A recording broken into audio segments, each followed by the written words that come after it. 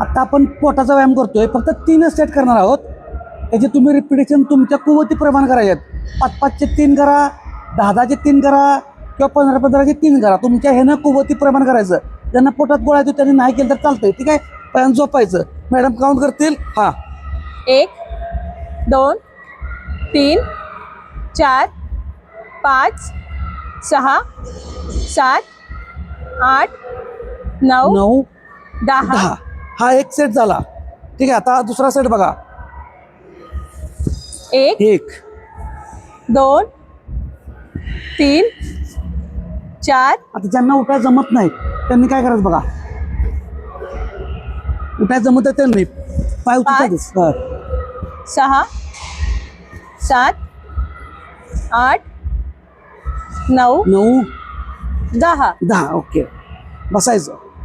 हे 2 सेट झाले. ठीक आहे, तुमच्या कुवतीप्रमाणे पोटात गोळा येईल तोपर्यंत करू नका. गोळा यायला असं वाटलं थांबायचं, ते करायचं नाही. ठीक आहे, पाय स्ट्रेट, अप्पर बॉडी म्हणजे दोन्ही.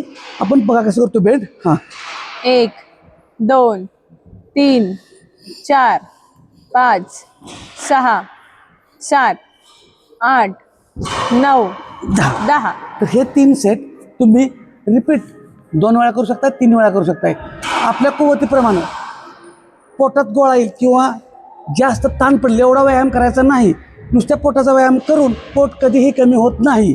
सगळे मिक्स व्यायाम पाहिजेत. आणि अशाच माझ्यासाठी फॉलो करा.